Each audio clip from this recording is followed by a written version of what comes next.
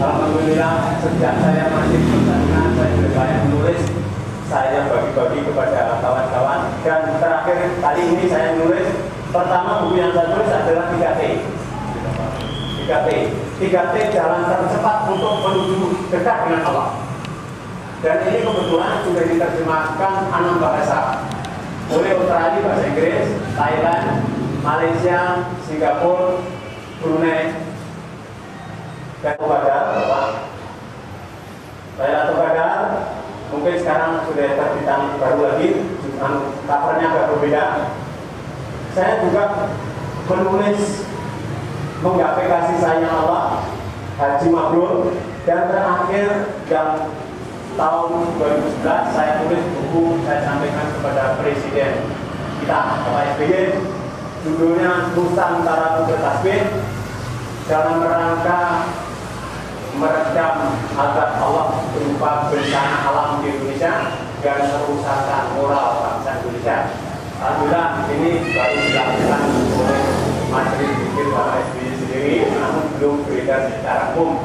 Keinginan saya bahwa ini beredar secara umum sehingga bangsa ini menggapai Lailatul Qadar.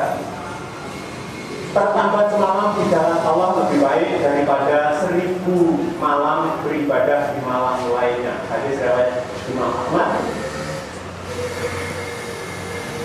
Lailatul Qadar maknanya malam kemuliaan. Malam itu terjadi pada malam-malam bulan Ramadan. Pada malam itu turunlah para malaikat, tanazalul malaikat wa ruhu fiha bi idzni rabbihim min kulli amr. Lailatul Qadar itu kekal sampai hari kiamat. Masih ada juga umat Islam yang berpaham bahwa Lailatul Qadar itu tidak akan turun lagi katanya, karena itu hanya turun pada waktu Quran turun. Namun hadis Rasulullah menyatakan riwayat Bukhari dan Muslim, Lailatul Qadar kekal sampai hari kiamat. Secara detail ada di buku Pak, saya hanya secara ringkas saja, mudah-mudahan kalau kita bisa. Lantas kita tahu bahwa Allah itu banyak rahasia bagi manusia, terutama rezeki, jodoh, kematian, rahasia Allah. Kapan terjadinya hari kiamat, rahasia. Kenikmatan di surga kayak apa, pedihnya neraka kayak apa, juga rahasia Allah. Pedihnya himpitan siksa kubur, juga rahasia. Kapan turun Lailatul Qadar pun rahasia. Seberapa agung dan luasnya kurnia Allah atau rahmat Allah yang diturunkan pada malam Lailatul Qadar itu pun rahasia. Siapa yang akan memperoleh keutamaan Lailatul Qadar itu juga rahasia. Maka kita mencoba mensiasati. Bisa nggak ini disiasati? Insya Allah bisa. Karena apa? Zaman Rasulullah mensiasati dengan berbagai cara. Menyingkat turunnya Lailatul Qadar itu kapan? Rasulullah pernah beriktikaf pada 10 hari pertama bulan Ramadan. 10 hari. Lantas Rasulullah pernah beriktikaf 10 hari kedua bulan Ramadan. Setelah itu dilanjutkan tahun berikutnya beriktikaf hampir 1 tahun dan berakhir pada tanggal 21 Ramadan. Rasulullah juga pernah iktikaf pada 10 hari ketiga bulan Ramadan. Rasulullah pernah iktikaf pada malam-malam ganjil 10 hari ketika bulan Ramadan. Jadi disiasatinya luar biasa sampai setahun penuh iktikaf. Jadi memang betul-betul rahasia. Kita mencoba. Rasulullah SAW apabila telah masuk pada 10 malam terakhir dari bulan Ramadan, beliau selalu beribadah pada waktu malam serta membangunkan keluarganya. Juga rahasia siapa yang mendapatkan, apakah keluarga Rasulullah yang dibangunkan mendapat atau tidak, itu rahasia Allah. Namun sinyal itu pasti ada. Sinyal itu ada. Makanya Rasulullah bergegas untuk membangunkan keluarganya, mengikat kain sarungnya dan bersungguh-sungguh.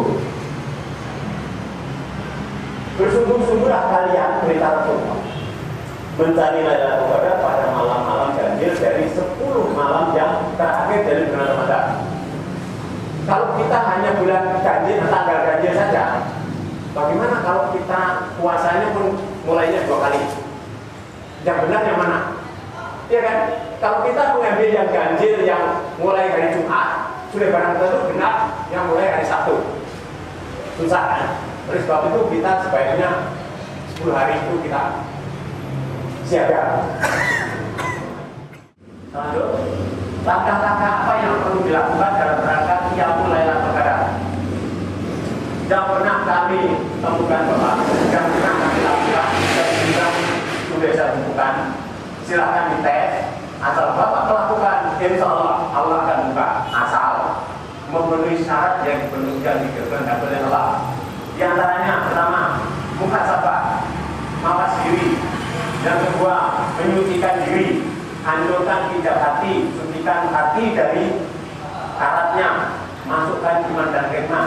Lantas takarub, dekatkan diri pada Allah, menyucikan harta kita dari disebut zakat mal dan zakat fitrah. Lantas sempurnakan puasa Ramadan. Tadi bilang jangan ngerasain orang, tangan kita harus kita jaga, kita jangan jangan melakukan hal-hal yang terlarang dan sebagainya. Lantas juga Qiyamul Ramadan. Qiyamul Ramadan itu diantaranya sholat tarawih dan tadarus. Itu namanya Qiyamul Ramadan. Mencermati sinyalemen Rasulullah dan orang-orang saleh tentang tanda-tanda turunnya Lailatul Qadar. Itu perlu kita cermati karena semua ada hadisnya, Pak. Lantas lakukan Qiyamul Lailatul Qadar pada malam-malam tertentu. Ketika kita melakukan itu, lakukan sholat duha, berzikir dan berdoa, sholat tasbih, berzikir dan berdoa, sholat tahajud, berzikir dan berdoa. Lantas mencermati tanda-tanda alam. Terus juga membayar zakat fitrah. Sebelumnya maaf, ada satu lagi, mencermati, nanti saya kita bahas, mencermati jebakan-jebakan iblis dan setan. Itu penting. Jangan sampai kita ingin menggapai Lailatul Qadar yang kita dapat jebakan setan, jebakan iblis, nakatullah, lanatullah. Beri waktu alaiya akan tetap itu namanya zikir. Dasarnya Ali Imran 135. Lantas juga bisa dilakukan dengan berzikir dan berdoa, ya. Lantas menyucikan hati dari karat. Apa betul hati manusia itu karatan? Rasulullah bersabda, seorang manusia manakala berbuat dosa maka tertitiklah di hatinya suatu nokta hitam. Bila mereka terus berbuat dosa maka akan bertambahlah nokta hitam itu menjadi banyak menutupi hatinya hingga ia menjadi karat.